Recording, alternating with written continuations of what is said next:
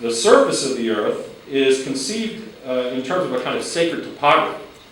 And it's an environment that is, for the Mazatecs, inhabited by an abundance of spirits, each one living in a specific place and associated with a particular topographic feature as the Nile, or owners, that's how you translate, the owners of, for example, streams, caves, mountaintops. Pretty much every prominent standout feature of the landscape is believed to be inhabited by a spirit this way.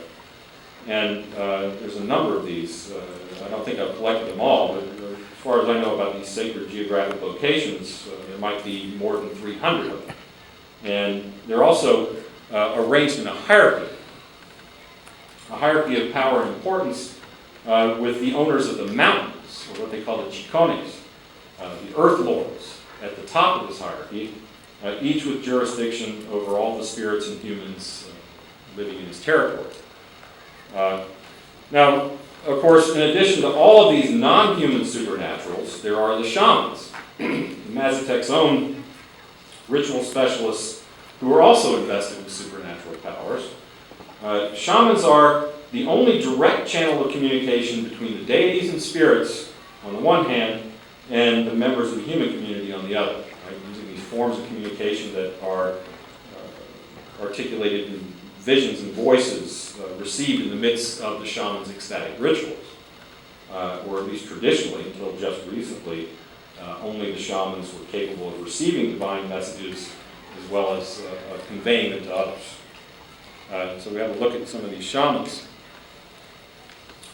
Now, this fellow, this is my favorite shaman who initiated me. This is Don Crescencio.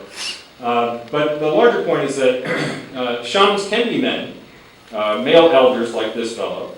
And in the past, the head elder of the Council of Elders, the indigenous form of government, was an older man who was also at the same time an accomplished shaman.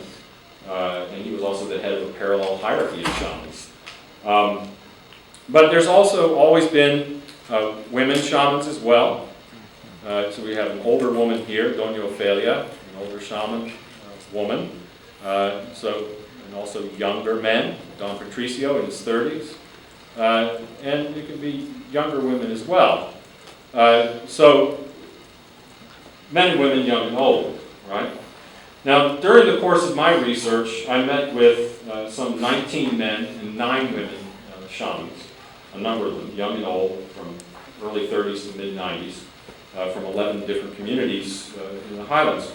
Now, one of the most important goals of my intended methods was to work with a number of different shamans, so that, in that way, I was able to trace, for example, contrasts in belief and practice between different categories of persons who are shamans, right? Gender differences, as well as generational continuities and discontinuities between the ways of the older and the younger ritual practitioners, which revealed quite a great deal of interesting material about recent changes.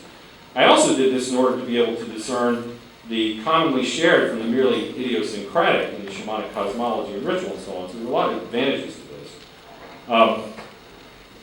But this was something somewhat original. I mean, other in-depth anthropological studies of Mesoamerican shamanism, they often, almost always, have involved the production of sort of intimate first-hand accounts based on a long-term and more or less exclusive relationship, even a ritual apprenticeship, often with only one shaman.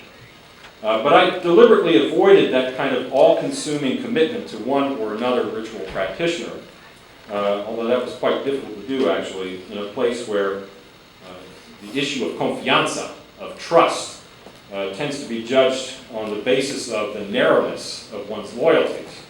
And these sorts of expectations were further heightened in the context of sharing shamanic knowledge, since, as was frequently explained to me by others in their communities, they were always telling me, you can't do this because the shamans, they're notoriously celosos, they're jealous, fiercely protective of their own particular knowledge, keen as they are to guard against the danger of secrets being communicated to rivals in the vocation.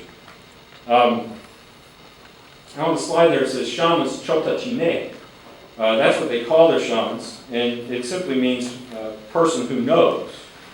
And shamans are characterized by, and they're evaluated in terms of their knowledge, their kwachine, and their power, and ganyo.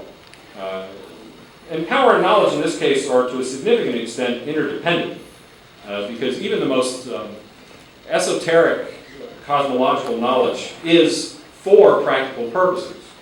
The more knowledge of techniques and chants that a shaman has, for example, the more access to various qualities and quantities of power. And all shamans claim that their special knowledge comes to them directly from the deities and spirits in the course of their own individual visionary ritual experience. And, as already mentioned, ordinarily that knowledge is jealously guarded from rival ritual practitioners.